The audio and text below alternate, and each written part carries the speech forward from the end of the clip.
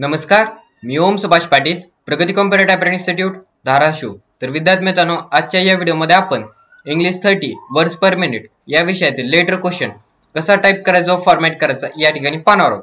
तर सर्वप्रथम तुम्हाला काय करायचं आहे, लेफ्ट साईडला जो क्वेश्चन पेपर दिलाय तो पाहून तुम्हाला राईट साईडला आन्सर शीट मध्ये हुबेहूब जसा दिलाय तसं या ठिकाणी टाईप करून घ्यायचं. सर्वप्रथम तुम्हाला सगळं समासाला चिटकून या ठिकाणी टाईप करून घ्यायचं आहे.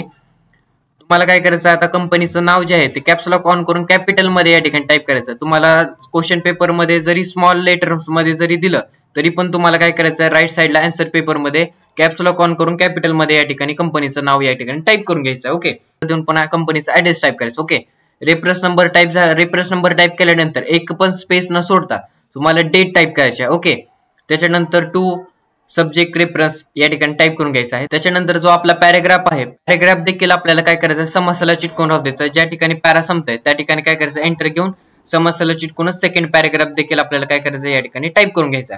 अशा पद्धतीने टाईप करून घेतल्यानंतर आता आपल्याला काय करायचं, फॉर्मॅटिंग वरती वळायचं आहे.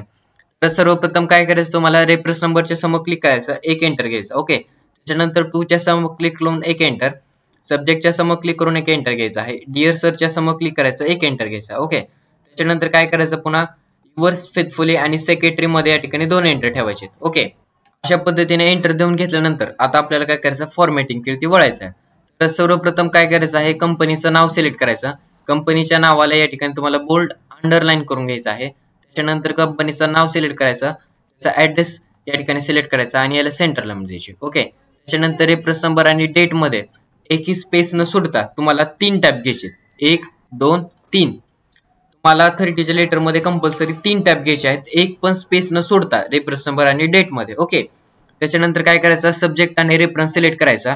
सब्जेक्ट आणि रेफरन्सला काय करायचं, आपल्याला सब्जेक्ट आणि रेफरन्स या ठिकाणी सिलेक्ट करायचं आहे.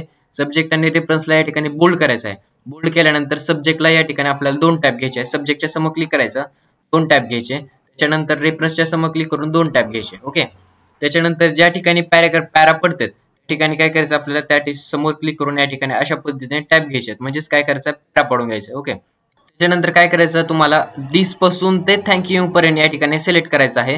डिअर सर सिलेक्ट करायचं नाही. काय करायचं, डिअर सरच्या खाली दिस पासून ते थँक्यू पर्यंत सिलेक्ट करायचं, पॅराग्राफ मध्ये जायचं आणि याला जस्टिफाय करून घ्यायचं. ओके, त्याच्यानंतर काय करायचं आहे, युअर्स फेथफुली ते सेक्रेटरी पर्यंत या ठिकाणी सिलेक्ट करायचं. ओके, त्याच्यानंतर काय करायचं, आपल्याला वरती हा कर्सर दिलाय, या कर्सर वरती शेवटी आल्यानंतर तुम्हाला एक लेफ्ट हँडेड म्हणून नाव एक रिफ्लेक्ट होईल. हे नाव रिफ्लेक्ट झाल्यानंतरच तुम्हाला या कर्सरला घेऊन काय करायचं आहे, 3.5 वरती घेऊन जायचंय आणि याला पॅराग्राफला जाऊन याला सेंटरला द्यायचे. ओके, अशा पद्धतीचा हा आपला लेटर क्वेश्चन आहे.